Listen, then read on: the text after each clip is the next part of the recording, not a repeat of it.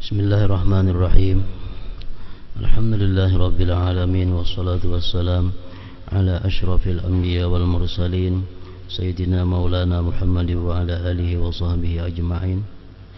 Qala al-musannif al-imam al-allamah al-habib Ahmad bin Zain bin Alawi al-Habsyi rahimahullah, nafa'ana bi'ulumih. Wa imadus salah wa ruhuha al-huduru wa tafahumu wa ta'zimu lillahi ta'ala wa raja'u bihi wal ikhlasu lah. Wa bil hadis inna allaha muqbilun ala al-musalli ma lam yaltafit, intaha. Fa kaifa biman yaltafitu biqalbih.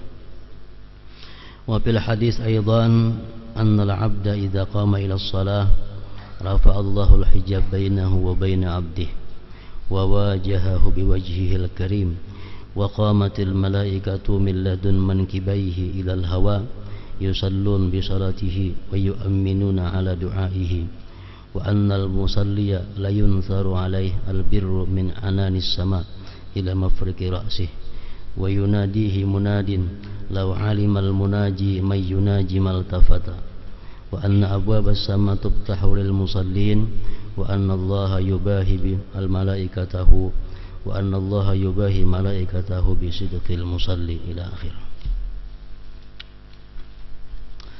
Makna daripada kalam al-allamah al-habib Ahmad bin Zain bin Alawi al-Habsyi rahimahullah wa nafa'ana bi ulumih. Kehadiran hati, pemahaman, pengagungan dan pelaksanaan salat dengan penuh harap dan ikhlas merupakan tiang dan ruh salat. Wa imadus salah wa ruhuha al-hudur wa tafahum wa ta'zim lillahi ta'ala wa raja'u ilaih wal ikhlasulah. Kehadiran hati, memahami apa yang dibaca, mengagungkan yang disembah dalam pelaksanaan salat, ditambah lagi dengan penuh harap dan ikhlas, merupakan tiang dan rohnya sembahyang, rohnya salat. Jadi kehadiran hati, pemahaman, pengagungan, penuh harap itu merupakan bagian daripada khusyuknya seseorang di dalam sembahyang. Sebagaimana telah disebutkan dahulu, Imamul Ghazali mengatakan bahwa sembahyang itu khusyuk, disebut khusyuk apabila orang yang sembahyang ini pertama hatinya hadir, kedua paham dengan apa yang dibaca, yang ketiga ada ta'zim, ada mengagungkan. Rasa mengagungkan itu ada sewaktu membaca bacaan. Yang keempat ada harap, ada takutnya. Yang kelima ada harapnya. Dan keenam ada malunya, malu kepada Allah. Jadi bila sembahyang itu terhimpun 6 perkara itu, maka sembahyang disebut adalah khusyuk ngarannya. Kehadiran hati maksudnya adalah hati kita hadir. Arti hati hadir itu hati kita berada di dalam tubuh kita. Maksudnya hati kita kadang melayang dari apa yang kita kerjakan. Jadi kita waktu mengucap Fatihah, hati kita benar-benar hadir bahwa kita sedang mengucap surah Fatihah. Waktu membaca surah, hati kita hadir bahwa kita ini sedang membaca surah. Waktu ruku, hati kita sadar, hati kita hadir bahwa kita ini sedang ruku. Waktu i'tidal, kita sadar, kita tahu, kita hadir bahwa kita ini sedang dalam i'tidal. Nah seterusnya sampai salam. Itu ngarannya adalah hadirnya hati, kehadiran hati. Bagian daripada khusyuk.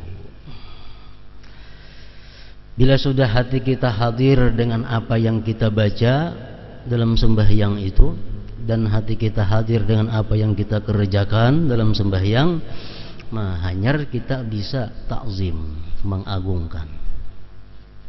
Mengagungkan ini sesudah hadir. Kalau hati kita kada hadir, mustahil kita bisa mengagungkan.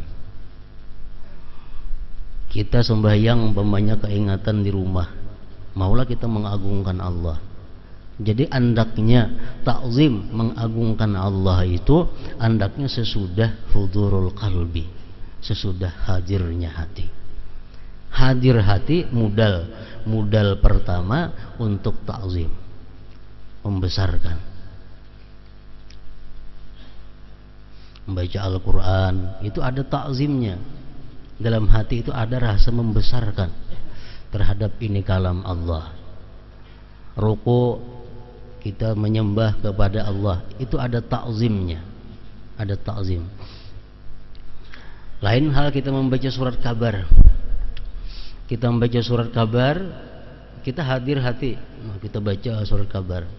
Tapi adalah takzimnya, kada merasakan takzim kita. Kenapa? Karena kita baca ini surat kabar. Jadi kalau kita membaca surat kabar, hati kita tuh hadir. Hati kita hadir, kita baca itu Quran, surat kabar. Tapi di situ kada ada ta'zim. Lain hal kita membaca Al-Quran. Nah, kalau kita baca Al-Quran, hati kita hadir dengan apa yang kita kata, di situ ada ta'zim.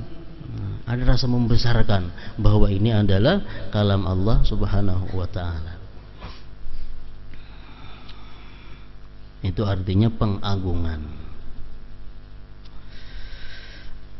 Nah, kemudian pelaksanaan salat dengan penuh harap. Kita sembahyang tentu ada harapnya, baik parahatan sembahyang itu maupun sesudah sembahyangnya, itu pasti ada raja, harap, dan ada pula lawanannya takut kepada Allah. Dalam surat Fatihah itu pun, kalau kita memahami, kalau kita hadir hati, kita paham, itu ada takut dan harapnya. Sebutin surah Fatihah. Di waktu kita membaca Ar-Rahmanir Rahim, itu adalah hati kita paling nyaman, hati kita paling gembira, hati kita berbunga-bunga begitu kita mengucap Ar-Rahmanir Rahim, bahwa Allah itu maha pengasih, Allah maha penyayang. Artinya orang zat yang sedang aku sembah ini, zat yang sedang aku munajat ini, zat yang sedang aku minta ini, orangnya maha pengasih, maha penyayang. Nah, bila kita menyadari bujur makna Ar-Rahmanir Rahim, mau kada mau kita pasti ada harapnya, harap disayangi Allah, harap dikasihi oleh Allah Subhanahu wa ta'ala. Ar-Rahmanir Rahim. Jadi keadaannya orang-orang dahulu ada yang mengulang-ulang sampai 70 kali kalimat Ar-Rahmanir Rahim itu. Kenapa? Karena merasa begitu nikmatnya, begitu nyamannya mengucap Ar-Rahmanir Rahim itu. Ar-Rahmanir Rahim, Ar-Rahmanir, diulang-ulang. Karena itu menambah kenikmatannya. Nah, begitu kita mengucap Maliki Yaumiddin, itu sudah berubah hati kita. Kenapa? Karena Malik Yaumiddin itu artinya adalah raja pada hari kiamat nanti. Raja pada hari kiamat nanti. Setiap kita mendengar kalimat raja itu, raja di hari kiamat, itu hati kita pasti ada perasaan takutnya. Karena kita akan dipanggilnya kaina oleh raja itu, kita nantinya akan dimintai tanggung jawab oleh raja itu. Nah, ada takutnya, ada haibah atau ada khauf yang tersimpan dalam Maliki Yaumiddin. Jadi sembahyang itu adalah beberapa irama. Kadang-kadang hati kita takut, kadang-kadang hati kita ini harap, kadang-kadang hati kita nyaman, kadang-kadang hati kita sakit. Itu perjalanan di dalam sembahyang.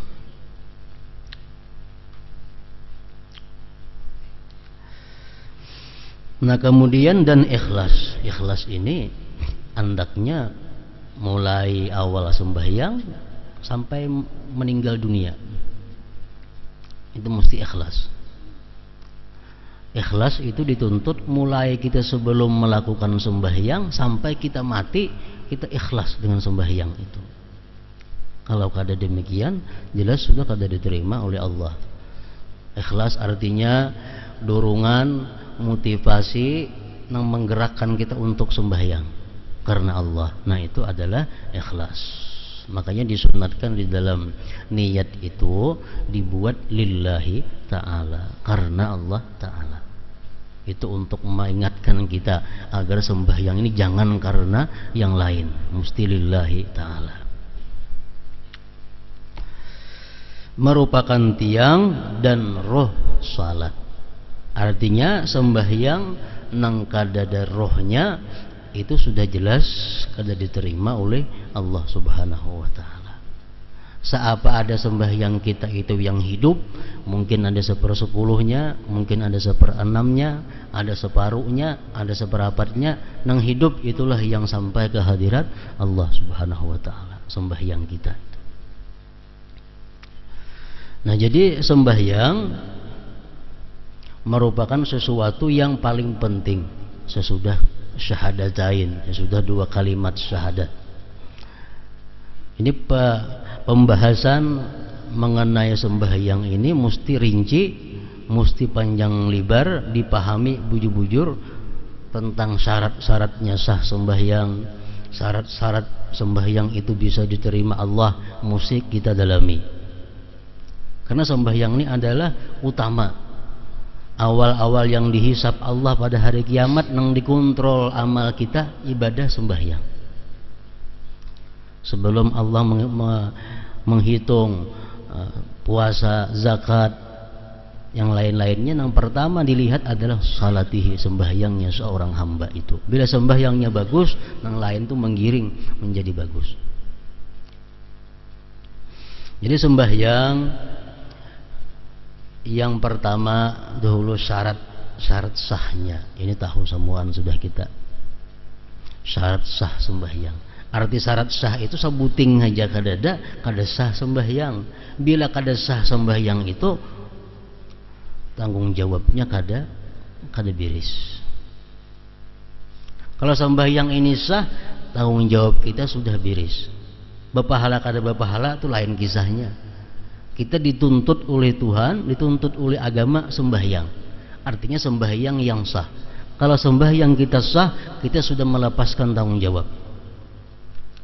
Berpahalakah, kadakah itu urusan lain lagi. Nah, jadi syarat sah sembahyang yang perlu diketahui.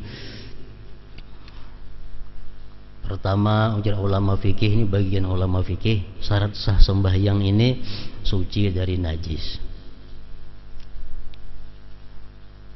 Tempat, pakaian, badan.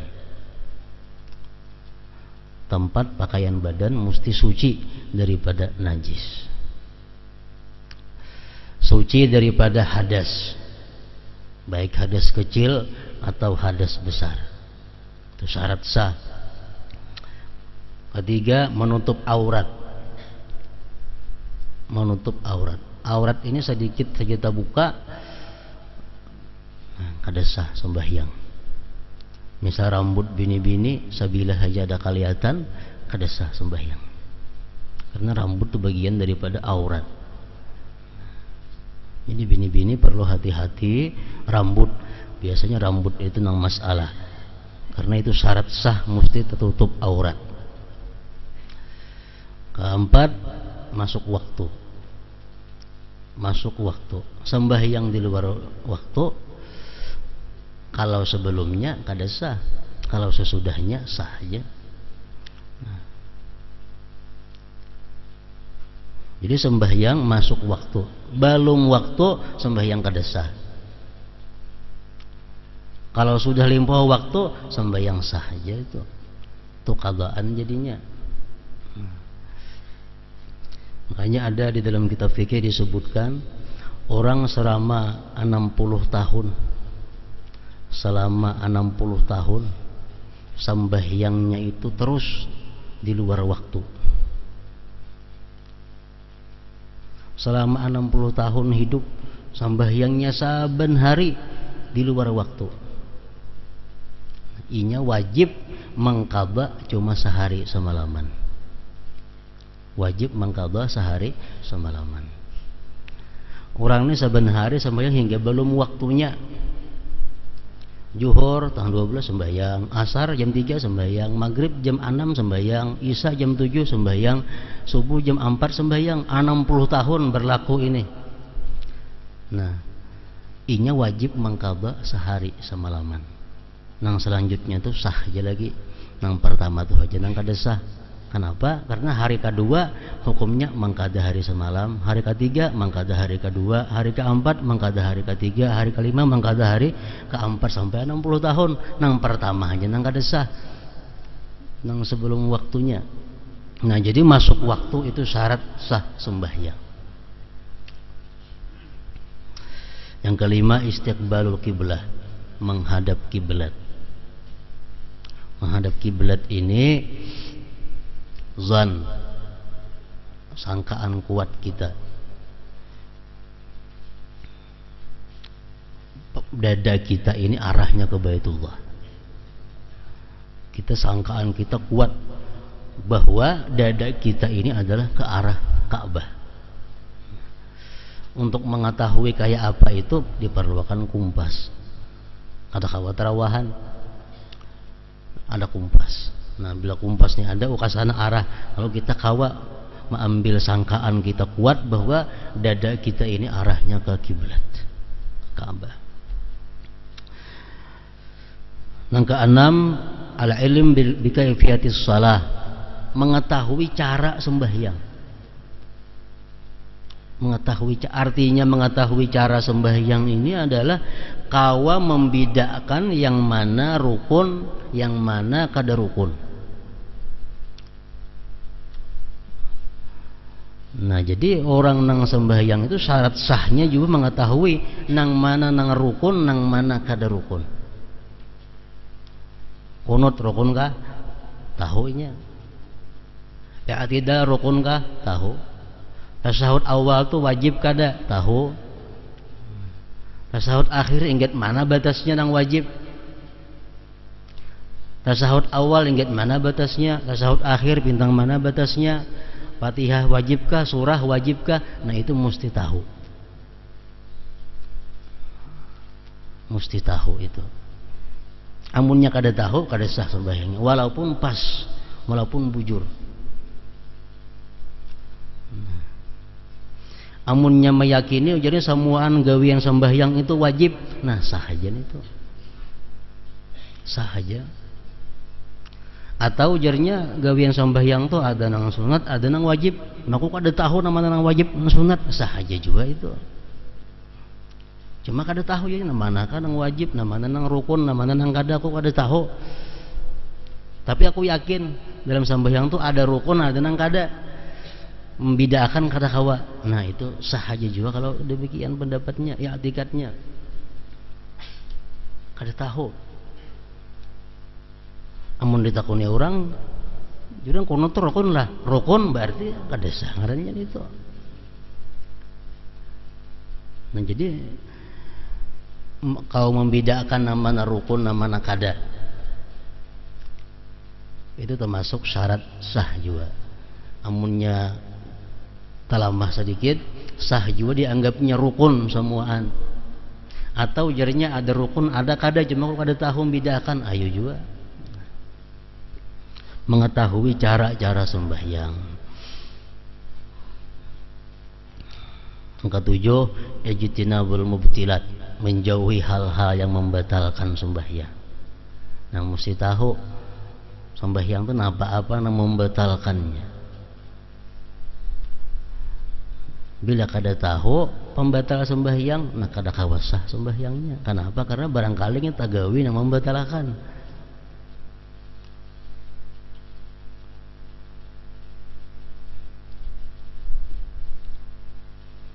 Menaguk liur sembahyang, merasa ada kopi susu ada, batal sembahyangnya.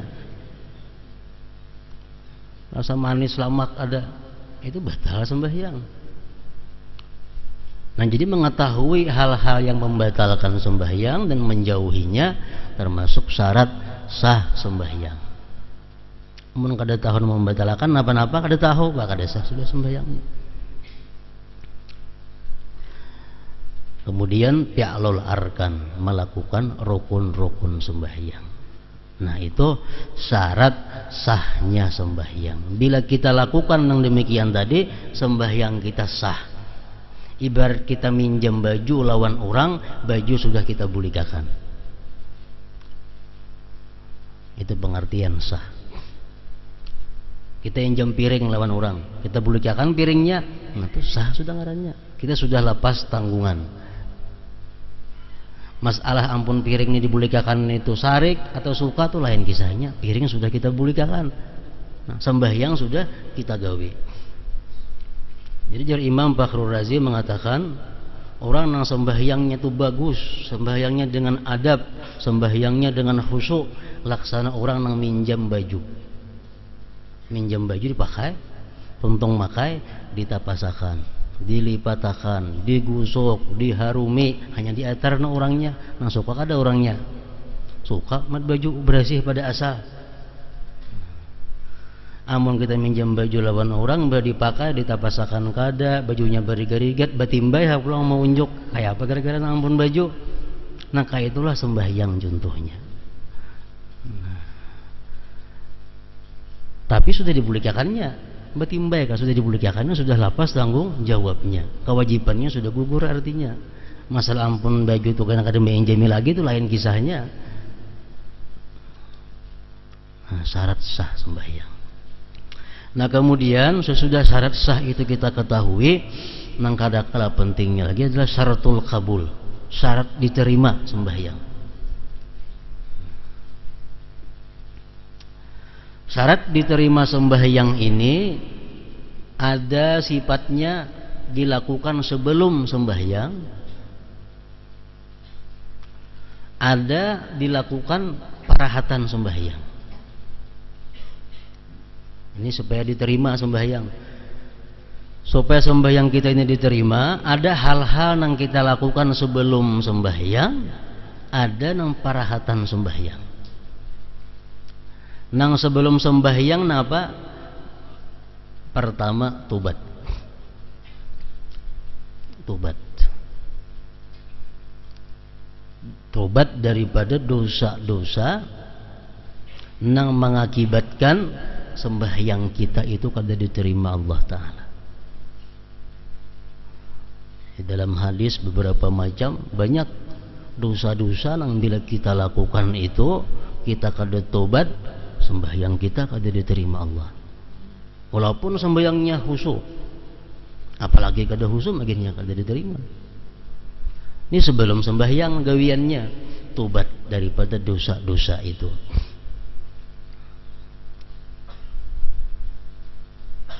Pertama yang seringkali disebut di dalam hadis Rasulullah yang menyebabkan sembahyang kita ini kada kawa terangkat, musaramah. Musalamah ini artinya bermusuh-musuhan antara orang Islam, kada betagur sapa lebih daripada 3 hari. Antara orang Islam kada betagur sapa, nah, bermusuh-musuhan lebih daripada 3 hari. Bermusuh-musuhannya artinya lain lawan orang memusuhi. Ini sama, melawani. Nah, orang memusuhi kita melawani. Nah itu artinya musaramah. Di dalam ilmu saraf bila timbangannya musaramah itu timbangan mufa'alah itu kedua-duanya maka musaramah, saling membenci, saling mentiror, saling bertolak belakang, saling kada betaguran. Nah ini orang ini kalaunya sembahyangnya kada terangkat lebih pada sakilan pada kepalanya. Artinya apa? Kada diterima oleh Allah Subhanahu wa taala sebelum dia bertobat. Sebelum tobat. Musaramah namanya.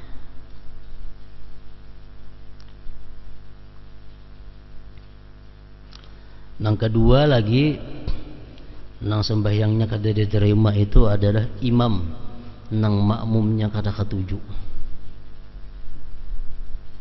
Maksudnya makmum kada katuju ini mayoritas. Mayoritas makmum itu kada katuju si fulan itu jadi imam. Tapi hendak besurung jadi imam. Nah, misal di masjid tuh orang 10, 7 nang kada katuju. Paling-paling 3 nang kada katuju, anak sidin juga nang katuju tuh paling. Orang lain kada nang katujunya. Nah sidin itu sembahyang kada diterima.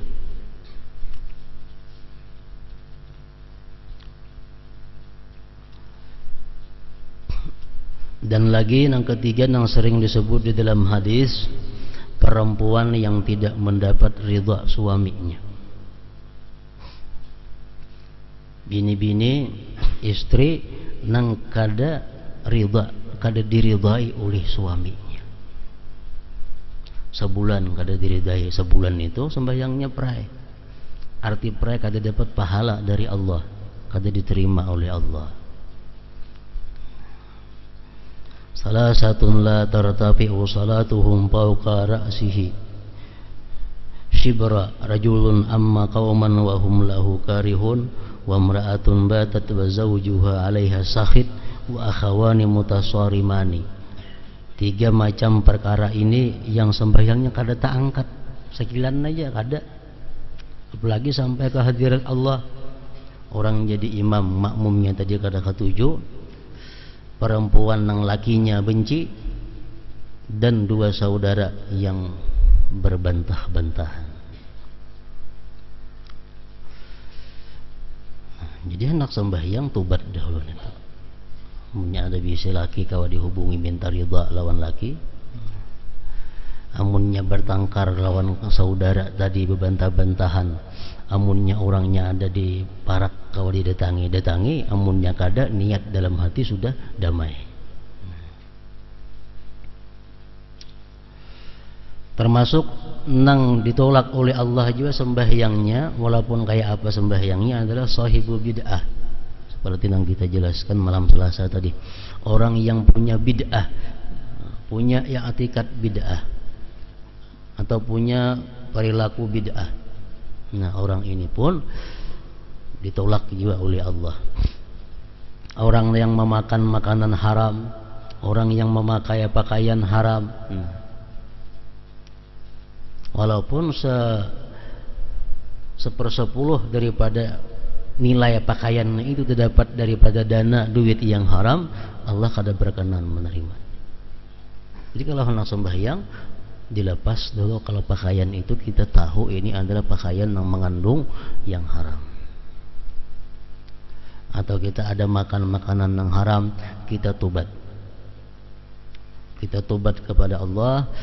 Kita kada hendak lagi mengulangi, namun mencuntan ampun orang, kita atarakan barangnya, atau kita minta halal kepada ampunnya. Selama kita kada minta halal terhadap barang cuntanan yang kita makan itu, nah sembahyang kita masih kada berkenan oleh Allah Subhanahu wa ta'ala. Termasuk lagi dalam hadis disebutkan gibah. Orang imbah menggibah, imbah menggibah sembahyang betubat kada, apa kada diterima Allah sembahyangnya. Sampai langit pertama aja ditolak oleh malaikat. Demikian pula orang yang namimah, orang yang anjur atar, orang yang sombong, orang yang ujub, orang yang durhaka kepada 2 orang tuanya, kalau kada minta ridha, itu amal sembahyangnya ditolak oleh Allah. Nah, ini syarat sah. Dan banyak lagi dosa-dosa yang menyebabkan amal ditolak oleh Allah. Pemimpin, pemerintah yang zalim terhadap rakyatnya, orang-orang yang khianat terhadap amanahnya, orang-orang yang datang kepada dukun dan membenarkan apa yang dikata dukun, 40 hari amalnya ditolak oleh Allah. Nah, jadi syaratul kabul, syarat agar amal ibadah khususnya sembahyang diterima oleh Allah ini, pertama adalah tobat. Tobat. Makanya setiap sembahyang kita dianjurkan berwudu walaupun kada batal. Setiap hendak sembahyang dianjurkan berwudu walaupun kita kada batal, karena wudu itu adalah merupakan cerminan daripada tobat. Kita membasuh tangan, kita berharap lawan Tuhan diampuni dosa di tangan.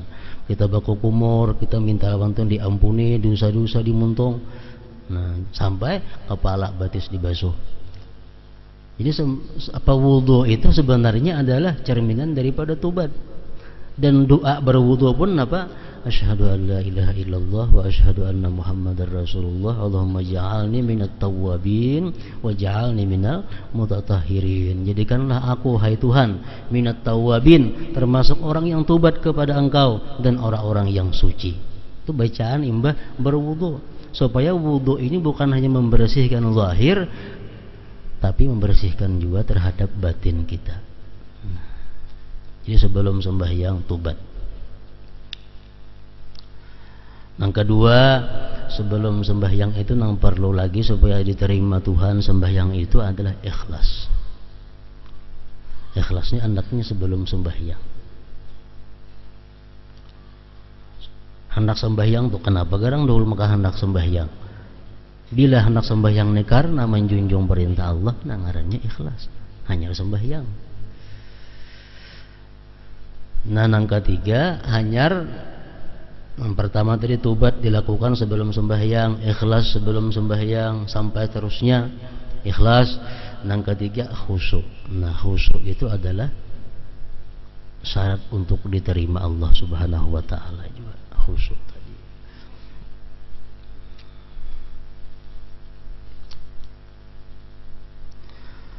Nah, kehadiran hati, pemahaman, pengagungan dan pelaksanaan salat dengan penuh harap dan ikhlas merupakan tiang dan ruh salat.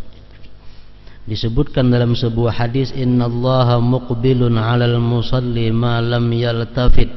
Sesungguhnya Allah menghadap kepada orang yang salat selama ia tidak menoleh. Hadis riwayat Abu Daud, Nasai dan Malik. Lalu bagaimana kiranya dengan orang yang melakukan salat dengan hati lalai? Artinya di waktu kita sembahyang, Allah menghadapi kita dengan rahmatnya, dengan anugerahnya, selama kita kada berpaling daripadanya.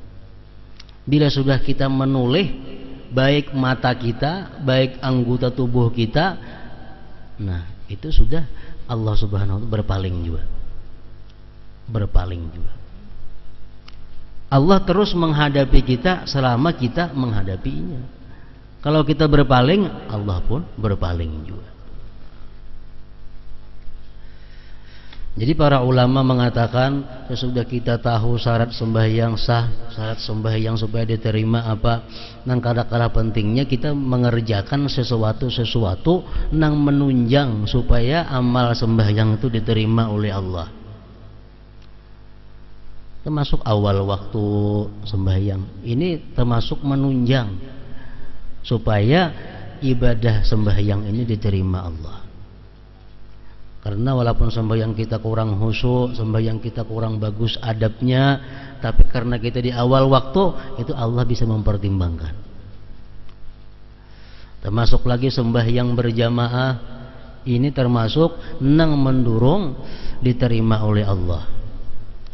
Dalam beberapa kitab fikih disebutkan bahwa salah satu kenapa hikmahnya sembahyang berjamaah itu disyariatkan, karena kaum muslimin ini iman, Islam dan kehusuan itu berbeda-beda, kada sama tingkatannya, kemurniannya kada sama.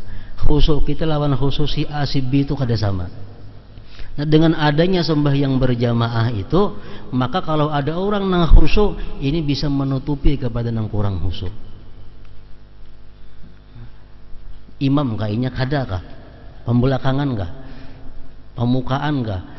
Inya sembahyang khusyuk, ada nang di sekitarnya di masjid itu nang kada khusyuk, bisa ditutupi berkahnya sampai kepada nang kada khusyuk. Nah, jadi sembahyang berjamaah termasuk menunjang untuk diterima oleh Allah. Artinya membuat pertimbangan. Ini orangnya sembahyangnya khusyuk kada, sembahyangnya beradab kada, nah makruh banyak juga, tapi nya berjamaah. Nah, itu bisa lain lagi nilainya. Nah, menunjang lagi amal sembahyang ini diterima Allah, fi'lul masnunat, wa tarkul makruhat. Nah, fi'lul masnunat memperbuat nang sunat-sunatnya, baik nang qablas salah sebelum sembahyang, wa fis salah nang dalam sembahyang, wa ba'das salah nang sesudah sembahyang. Sunat sembahyang nang sebelum sembahyang napa? Macam azan, qamat, itu sunat. Itu pertimbangan juga oleh Allah kaina.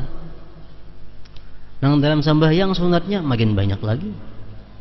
Dan sesudah sembahyang pun ada juga sunat-sunatnya. Jam kita sembahyang, assalamualaikum warahmatullah, assalamualaikum warahmatullah, lalu kita beristighfar 3 kali, itu sunat sesudah sembahyang. Itu pun bisa menutupi kekurangan yang ada di dalam sembahyang. Nah, yang keempat, tarakul makruhat, meninggalkan yang makruh dalam sembahyang. Itu pun menunjang juga untuk diterima Allah sembahyang itu. Dalam sebuah hadis pula disebutkan bahwa jika seseorang hamba menunaikan salat, maka Allah mengangkat hijab antara dia dengan hambanya, menghadapinya dengan wajahnya yang mulia. Tentu sembahyang nang bagus, sembahyang nang sempurna. Orang nang sembahyangnya bagus, sembahyang yang sempurna, Allah angkat hijab dinding. Para malaikat berdiri berbaris dari kedua pundaknya hingga ke angkasa. Mereka salat bersamanya dan mengaminkan doanya. Kebaikan tercurah kepadanya mulai dari awan di langit hingga ke ubun-ubun. Jika orang yang sedang bermunajat itu mengetahui kepada siapa dia sedang bermunajat, niscaya dia tidak akan berpaling darinya. Pintu-pintu langit terbuka bagi orang-orang yang salat, dan Allah membanggakan kesungguhan mereka. Allah banggakan kepada para malaikat. Ini orang yang sembahyang itu.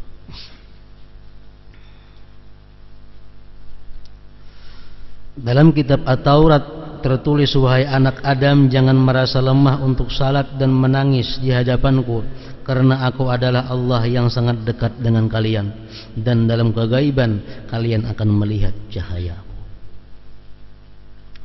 Dikatakan bahwa jika seorang hamba melakukan salat 2 rakaat, maka 10.000 jenis malaikat yang tiap jenisnya terdiri dari 10.000 malaikat akan merasa heran dan takjub, dan Allah membanggakannya di hadapan 100.000 malaikat.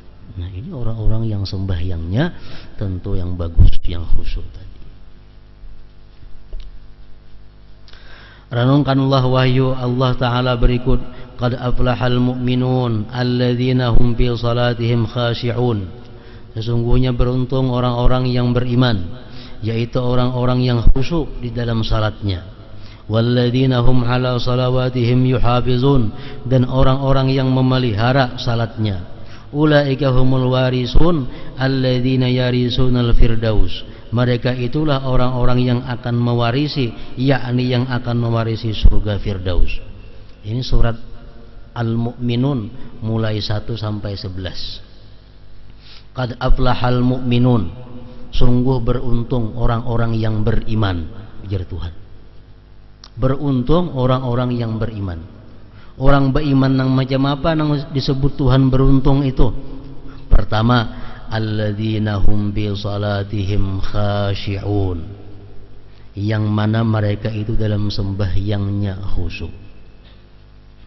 Yang kedua, walladzina hum 'anil lagwi mu'ridun, yang mereka itu daripada hal-hal yang diharamkan mereka berpaling. Yang ketiga, walladzina hum lizzakati fa'ilun, mereka itu menunaikan, melaksanakan zakat. Walladzina hum li furujihim hafizun, orang-orang yang menjaga kemaluan mereka daripada hal-hal yang tidak halal. Menjaga kemaluan, memelihara kemaluan daripada hal-hal yang diharamkan Allah. Walladzina hum li amanatihim wa ahdihim ra'un, orang-orang yang menunaikan amanah mereka, baik amanah mereka yang dari Allah atau amanah sesama manusia. walladzina hum ala salawatihim yuhafizun, dan orang-orang yang memelihara sembahyang mereka. Nah, itu yang disebut Tuhan beruntung tadi. Balasannya apa? Ulaika humul warisun, mereka itulah orang-orang yang mewarisi. Mewarisi apa? Alladzina yarisunal firdaus, yang mewarisi surga firdaus. Hum fiha khalidun, mereka kekal di dalamnya. Firdaus ini a'lal jannah, a'lal jinan, surga yang paling tinggi. Imbah firdaus itu aras Allah Ta'ala aja lagi. Jadi surga yang paling tinggi adalah surga firdaus. Itu akan ditempati oleh orang-orang yang beriman, yang punya sifat demikian tadi. Dalam kitab Jami' Asbabil Khairat karangan Muhammad bin Abdullah bin As'ad al-Imrani, diriwayatkan dari Ibni Abbas radhiyallahu anhuma bahwa Rasulullah SAW bersabda, "Mathalu hadzal din kamathalis syajaratil musmirah fil hadiqah, al-iman asluha was-salatu imaduha was-siyamu far'uha waz-zakatu nama'uha wal jihadu sanamuha wa husnul khuluq samaruha." Agama ini seperti sebatang pohon yang berbuah di dalam kebun. Akarnya adalah iman.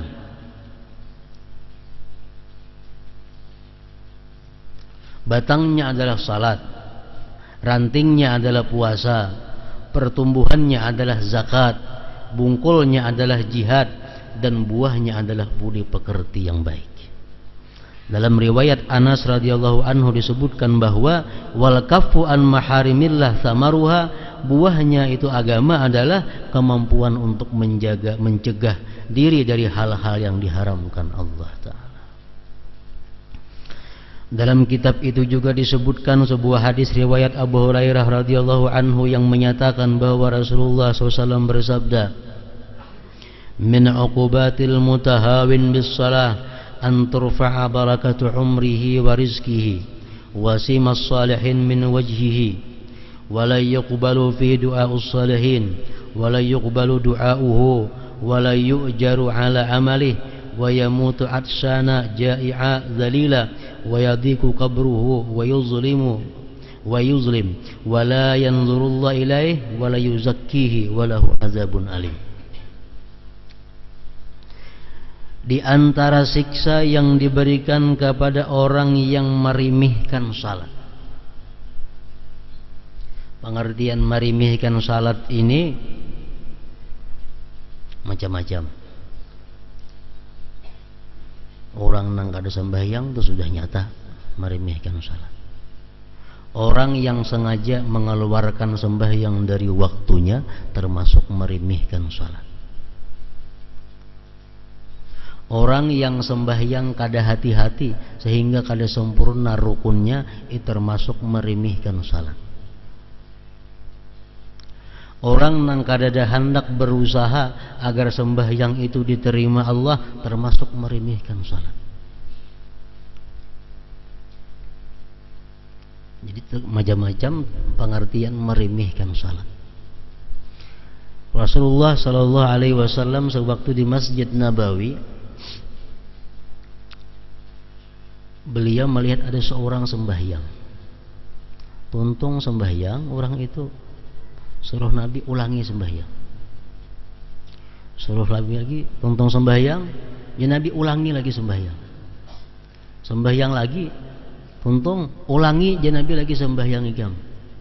Beberapa kali, akhirnya kenapa garang wae Rasulullah? Maka disuruh ulang-ulang sembahyang ulun ini. Ujar Nabi, sembahyang ikam itu kada sempurna rukunnya, sujudnya kada sempurna, rukunya kada sempurna, artinya tumak ninahnya kada bagus. Nah, rukunya keancapan, sujudnya keancapan, i'tidalnya keancapan, sehingga ibarat bacaan itu kada bebuku beruas lagi. Ini termasuk memperinting salat ngarannya. Ada lagi diriwayatkan dalam kitab Al-Kabair. Nah, di situ disebutkan seorang laki-laki sembahyang dilihat oleh Rasulullah sembahyang, tuntung sembahyang, ulangi je Nabi sembahyang ikam. Ulanginya, tuntung, je Nabi ulangi sembahyang itu lagi. Ulanginya pula, sampai beberapa kali. Kenapa garang berulang-ulang sembahyang wahai Rasulullah? Ujar Nabi, itu pakaian ikam itu nah limpua buku lali. Laki-laki nih, nah sembahyang laki-laki. Gamis ikam tuh limpua buku lali. Salawar kasabah aja tapi ke limpua buku lali tapa air, artinya ujar Nabi, Allah kada menerima orang yang sembahyang pakaiannya itu laki-laki itu pakaiannya limpua buku lali ini.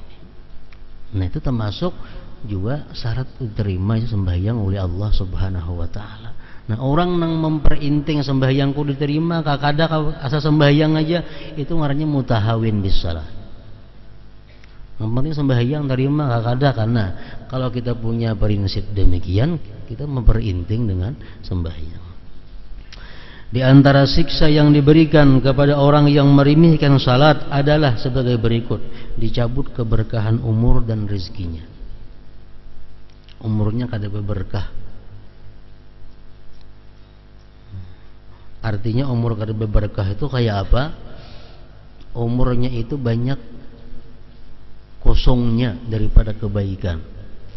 Umurnya itu lebih banyak dosanya daripada kebaikan. Itu ngarannya umur nang kada berberkah. Rezekinya kada berberkah. Rezeki nang kada berberkah kayak apa? Rezeki nang membawa kita kepada maksiat. Duit di kantong, duitnya nak maksiat dia mulanjakan. Nah itu duit nang kada berberkah. Ada pakaian bila memakai baju ini tang hendak model maksiat aja gawin, itu baju kada ada berkahnya. Nah, orang nang meremehkan sembahyang tadi dicabut Allah berkah rezeki dan umurnya. Dihilangkan tanda-tanda kesalihan dari wajahnya. Dan kaum salihin, doa kaum salihin untuknya dan doanya sendiri tidak diterima. Orang-orang nang salih itu mendoakan inya kada mampan. Kan orang-orang salih itu berdoa, Allahumma ghfir lana dzunubana wa li walidina wa li ikhwanina, kawan-kawan kami, jiran-jiran kami. Jirannya kada sembahyang kada mampan doanya, kada tak umpat nih itu. Lagi orang-orang salihin berdoa, doa haul, sampaikan pahala ini kepada tetangga-tetangga kami. Tetangganya kada sembahyang, kada sangkut di doa itu. Tetangganya meremehkan salat, kada sangkut dalam doa itu. Doa kaum salihin untuknya dan doanya sendiri tidak diterima. Meremehkan salat. Amalnya tidak diberi pahala, dia akan mati dalam keadaan haus, lapar, hina, dan kuburnya akan menjadi sempit dan gelap. Allah tidak akan memandang dan menyucikannya, dan ia akan memperoleh siksa yang pedih. Nah, orang-orang yang meremehkan sembahyang itu. Nah, kemudian puasa, zakat dan haji.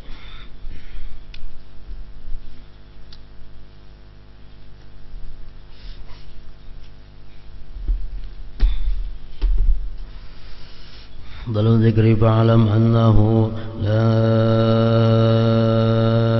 ilaha illallah Muhammadur Rasulullah, la ilaha illallah Muhammadur Rasulullah, la ilaha illallah Muhammadur Rasulullah, la ilaha illallah, la ilaha illallah, la ilaha illallah, la ilaha illallah, la ilaha illallah.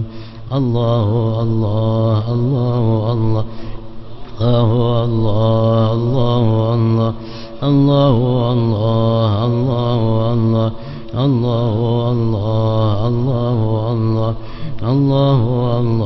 Allahu Allah, Allahu Allah, Allahu Allah, Allahu Allah, la ilaha illallah محمد رسول الله لا إله إلا الله محمد رسول الله لا إله إلا الله محمد رسول الله لا إله إلا الله